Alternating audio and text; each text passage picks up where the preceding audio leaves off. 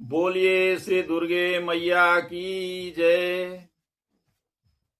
श्रोता बंधुओं, जय माता जी। आप सभी लोग सकुशल हैं। हम माता रानी से प्रार्थना करते हैं कि दया दृष्टि बना रहे। बंधुओं, आज नवरात्र का चौथा दिन है और मां दुर्गा सप्तशती का कथा कुल 13 अध्याय है। तो हम दो अध्याय करके पूरा 9 दिन में पूरा करने का प्रयास कर रहा हूं। आज हम आप लोगों को चतुर्थ अध्याय का कथा सुनाने का प्रयास कर रहा हूं। आप सभी लोग यह कथा अवश्य सुने, अवश्य ही मां भगवती का कृपा प्राप्त होगा आप लोगों को। आइए कथा प्रारंभ करता हूं। या देवी सर्वभूतेषु मातृरूपेण संस्थिता नमस्तस्यै नमस्तस्यै नमस्तस्यै नमो नमः।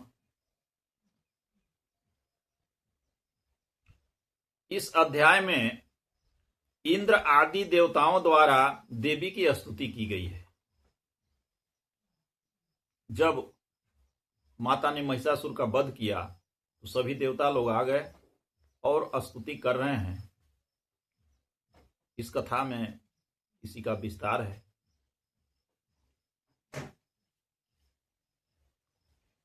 सिद्धि की इच्छा रखने वाले पुरुष जिनकी सेवा करते हैं तथा देवता जिन्हें सब ओर से घेरे रहते हैं, उन जया नाम वाली दुर्गा देवी का ध्यान करें। उनके श्री अंगों की आभा काले मेघ के समान श्याम है। वे अपने कटाक्षों से शत्रु समूह को भय प्रदान करती हैं। उनके मस्तक पर आबद्ध चंद्रमा की रेखा शोभा पाती है। वे अपने हाथों में शंख, चक्र, कृपाण और त्रिशूल धारण करती हैं। उनके 3 नेत्र हैं।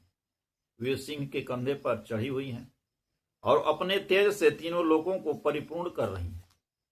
ऋषि कहते हैं, अत्यंत पराक्रमी दुरात्मा महिषासुर तथा उसकी दैत्य सेना के देवी के हाथी से मारे जाने पर इंद्र आदि देवता प्रमाण के लिए गर्दन तथा कंधे प्रणाम के लिए गर्दन तथा कंधे झुकाकर उन भगवती दुर्गा का उत्तम वचनों से स्तवन करने लगे। उस समय उनके सुंदर अंगों में अत्यंत हर्ष के साथ रोमांच हो रहा है। देवता बोले, संपूर्ण देवताओं की शक्ति का समुदाय ही जिनका स्वरूप है तथा जिन देवी ने अपनी शक्ति से संपूर्ण जगत को व्याप्त कर रखा है, समस्त देवताओं और महर्षियों की पूजनीया उन जगदम्बा को हम भक्ति पूर्वक नमस्कार करते हैं। वे हम लोगों का कल्याण करें। जिनके अनुपम प्रभाव और बल का वर्णन करने में भगवान शेषनाग जी, ब्रह्मा जी तथा महादेव जी भी समर्थ नहीं है, वे भगवती चंडिका संपूर्ण जगत का पालन एवं अशुभ भय का नाश करने का विचार, जो पुण्य आत्माओं के घर में स्वयं ही लक्ष्मी रूप से, पापियों के यहाँ दरिद्रता के रूप में, शुद्ध अंतःकरण वाले पुरुष के हृदय में बुद्धि रूप से, सत्पुरुषों में श्रद्धा रूप से तथा कुलीन मनुष्यों में लज्जा रूप से निवास करती हैं। उन आप भगवती दुर्गा को हम नमस्कार करते हैं। देवी, आप संपूर्ण विश्व का पालन कीजिए। देवी, आपके इस अचिंत्य रूप का असुरों का नाश करने वाले, भारी पराक्रम का तथा समस्त देवताओं और दैत्यों के समक्ष युद्ध में प्रकट किए हुए आपके अद्भुत चरित्रों का हम किस प्रकार वर्णन करें। आप संपूर्ण जगत की उत्पत्ति के कारण हैं। आप में सद्गुण, रजोगुण और तमोगुण, ये तीनों गुण मौजूद हैं, तो भी दोषों के साथ आपका संसर्ग नहीं जान पड़ता। भगवान विष्णु और महादेव जी आदि देवता भी आपका पार नहीं पाते। आप ही सबका आश्रय हैं। यह समस्त जगत आपका अंशभूत है, क्योंकि आप सबकी आदिभूत अव्याकृता परा प्रकृति हैं।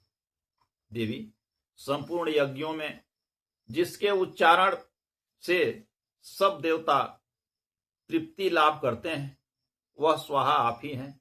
इसके अतिरिक्त आप पितरों की भी तृप्ति का कारण हैं। अतएव सब लोग आपको स्वधा भी कहते हैं। देवी, जो मोक्ष की प्राप्ति का साधन है, अचिंत्य महाब्रह्म स्वरूपा है।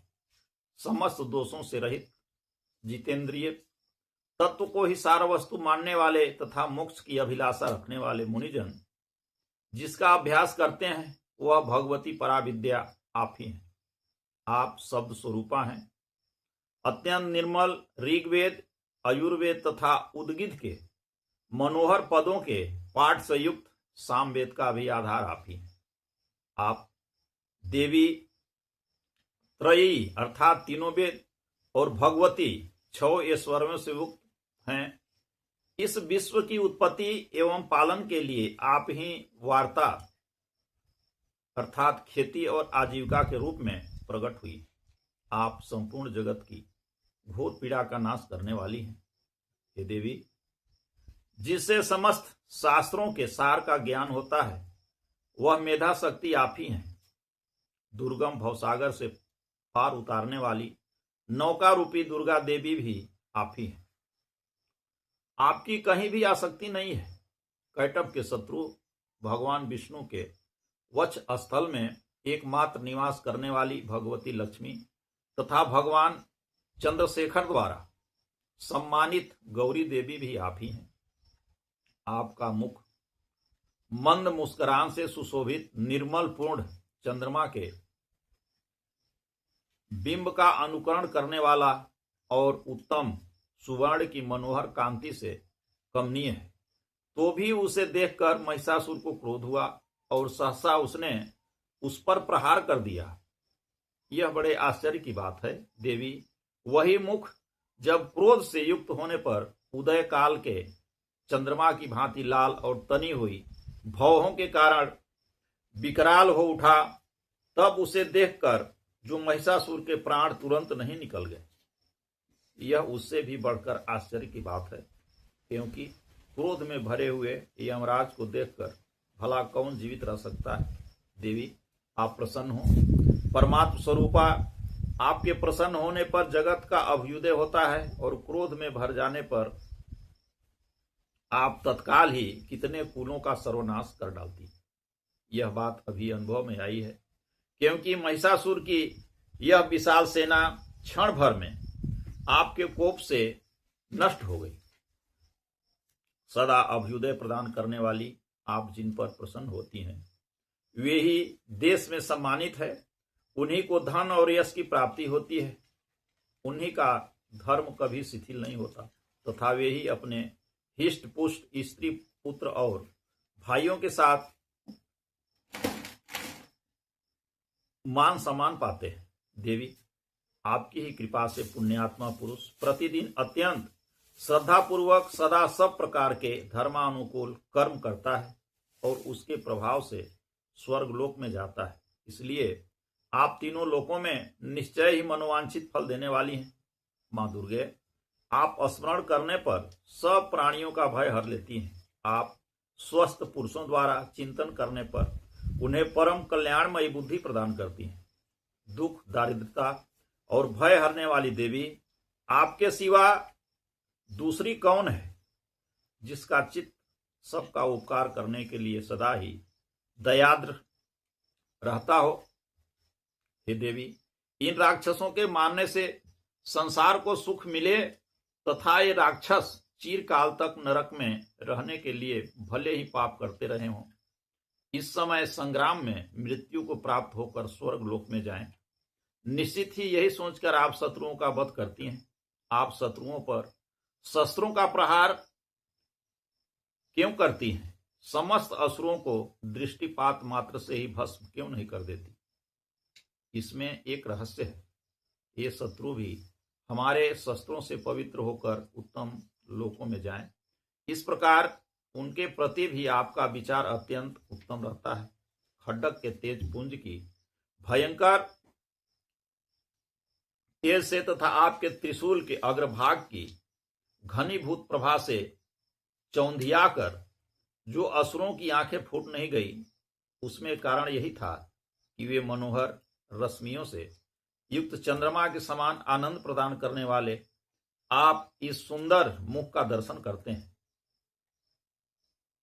आपका सुंदर मुख का दर्शन करते हैं। हे देवी, आपका शील दुराचारियों के बुरे बर्ताव को दूर करने वाला है। साथ ही यह रूप ऐसा है जो कभी चिंतन में भी नहीं आ सकता और जिसकी कभी दूसरों से तुलना भी नहीं हो सकती, तथा आपका बल और पराक्रम तो उन दैत्यों का भी नाश करने वाला है जो कभी देवताओं के पराक्रम को भी नष्ट कर चुके थे।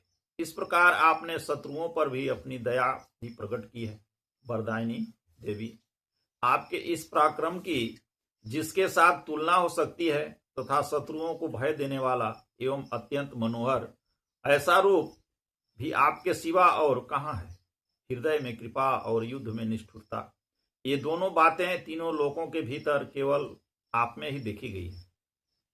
माता, आपने शत्रुओं का नाश करके इस समस्त त्रिलोकी की रक्षा की है। उन शत्रुओं को भी युद्ध भूमि में मारकर स्वर्गलोक में पहुंचाया है तथा उन्मत्त दैत्यों से प्राप्त होने वाले हम लोगों के भय को भी दूर कर दिया है। आपको हमारा नमस्कार है देवी। आप शूल से हमारी रक्षा करें। अंबिके, आप खड्डक से हमारी रक्षा करें तथा घंटा की ध्वनि और धनुष की टंकार से भी हम लोगों की रक्षा करें। चंडिके, पूर्व, पश्चिम और दक्षिण दिशा में आप हमारी रक्षा करें तथा हे ईश्वरी, आपने त्रिशूल को घुमाकर आप उत्तर दिशा में भी हमारी रक्षा करें। तीनों लोकों में आपके जो परम सुंदर एवं अत्यंत भयंकर रूप विचरते रहते हैं, उनके द्वारा भी आप हमारी तथा इस भूलोक की रक्षा करें। अंबिके, आपके कर पल्लवों में शोभा पाने वाले खड्डक, शूल और गदा आदि जो जो अस्त्र हों, उन सबके द्वारा आप सब ओर से हम लोगों की रक्षा करें। ऋषि कहते हैं इस प्रकार जब देवताओं ने जगत माता दुर्गा की स्तुति की और नंदन वन के दिव्य पुष्पों एवं गंध, चंदन आदि के द्वारा उनका पूजन किया, फिर सबने मिलकर जब भक्ति पूर्वक दिव्य धूपों की सुगंध निवेदन की, तब देवी ने प्रसन्न होकर प्रणाम करते हुए सब देवताओं से कहा। देवी बोली, देवताओं, तुम सब लोग मुझे जिस वस्तु की अभिलाषा रखते हो उसे मांगो। देवता बोले, हे भगवती, हमारी सब इच्छा पूर्ण कर दी। अब कुछ भी बाकी नहीं है, क्योंकि हमारा यह शत्रु महिषासुर मारा गया। महेश्वरी, इतने पर भी यदि आप हमें और वर देना चाहती हैं तो हम जब जब आपका स्मरण याद करें तब तक आप दर्शन देकर हम लोगों के महान संकट को दूर कर दिया कर। तथा प्रसन्न मुखी अंबिके, जो मनुष्य इन स्त्रोतों द्वारा आपकी स्तुति करे उसे वित्त, समृद्धि और वैभव देने के साथ ही उसकी धन और स्त्री आदि संपत्ति को भी बढ़ाने के लिए आप सदा हम पर प्रसन्न रहे। ऋषि कहते हैं, राजन, देवताओं ने जब अपने तथा जगत के कल्याण के लिए भद्रकाली देवी को इस प्रकार प्रसन्न किया, तब वे तथास्तु कहकर वहीं अंतर ध्यान हो गई। नरेश, हे राजा, इस प्रकार पूर्व काल में तीनों लोगों का हित चाहने वाली देवी जिस प्रकार देवताओं के शरीर से प्रकट हुई थी, वह सब कथा मैंने कह सुनाई। अब पुनः देवताओं का उपकार करने वाली वे देवी दुष्ट दैत्यों तथा शुंभ निशुंभ का वध करने एवं सब लोगों की रक्षा करने के लिए श्री गौरी देवी के शरीर से जिस प्रकार प्रकट हुई थी, वह सब प्रसंग मेरे मुंह से सुनो।